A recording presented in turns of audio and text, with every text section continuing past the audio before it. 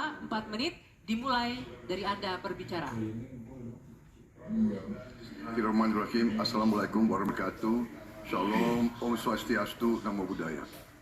Saudara-saudara sekalian, Prabowo Gibran memiliki rencana besar yang kita beri strategi transformasi bangsa.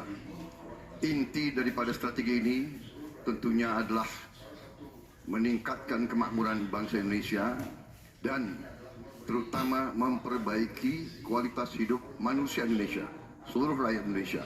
Salah satu proyek strategis kita intinya adalah memberi makan bergizi untuk seluruh anak-anak Indonesia, termasuk yang masih dalam kandungan ibunya, dan selama sekolah sampai dari usia dini sampai dewasa.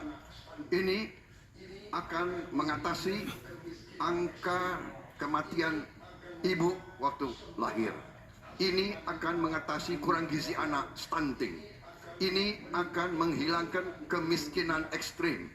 Ini akan menyerap semua hasil panen para petani dan nelayan. Ini akan meningkatkan pertumbuhan ekonomi kita minimal sekitar 1,5 sampai 2%. Dengan demikian kita mengatasi masalah-masalah fundamental dalam memperbaiki kualitas hidup rakyat Indonesia menuju kepada menghilangkan kemiskinan dari bumi Indonesia. Di bidang kesehatan, kami akan membangun rumah sakit modern di setiap kabupaten dan kota, dan puskesmas modern di setiap desa di seluruh Indonesia. Kami akan segera mempercepat mengatasi kekurangan dokter di Indonesia. Kita kekurangan sekitar 140.000 dokter, dan itu akan kita segera atasi dengan cara kita akan menambah fakultas kedokteran di Indonesia. Dari yang sekarang 92, kita akan membangun 300 fakultas kedokteran. Kita juga akan mengirim 10.000 anak-anak pintar dari SMA, lulusan SMA, kita akan beri beasiswa ke luar negeri untuk belajar kedokteran, dan 10.000 lagi untuk belajar sains, teknologi, engineering, dan matematik, kimia, biologi, dan fisika. Itu kita rebut teknologi, kita rebut sains. Saudara-saudara sekalian, kita juga akan membangun 3 juta rumah untuk mereka yang belum punya rumah. 1 juta di pedesaan, 1 juta di pesisir, 1 juta di perkotaan. Saudara-saudara sekalian, kita yakin bahwa pendidikan strategis, kita harus memperbaiki gaji guru, termasuk gaji honorer, meningkatkan kompetensi guru. Kita harus memberi pelatihan-pelatihan, penataran-penataran, dan juga seluruh penyelenggara ASN, TNI, Polri, penyuluh-penyuluh pertanian di mana-mana harus kita perbaiki gajinya sehingga kualitas hidup mereka akan baik, sehingga mereka bisa memberi pelayanan kepada rakyat dengan sebaik-baiknya. Saudara-saudara sekalian, itu beberapa program unggulan kami dalam rangka strategi transformasi bangsa. Kita tidak hanya sekedar mau pembangunan, kita mau transformasi bangsa kita di atas landasan ekonomi yang sudah dibangun oleh Presiden Joko Widodo dan presiden-presiden sebelumnya. Saudara-saudara sekalian, demikian pemikiran kami. Kami yakin kami akan melaksanakan itu, dan kami akan mencapai Indonesia Emas 2045. Terima kasih. Wassalamualaikum warahmatullahi wabarakatuh. Warahmatullahi wabarakatuh. Selamat malam, salam sejahtera untuk kita semua. Ibu, bapak, saudara-saudara sebangsa setanah air yang sangat saya cintai. Persoalan terbesar bangsa kita hari ini, republik kita hari ini adalah ketimpangan, ketidaksetaraan, ketidakadilan.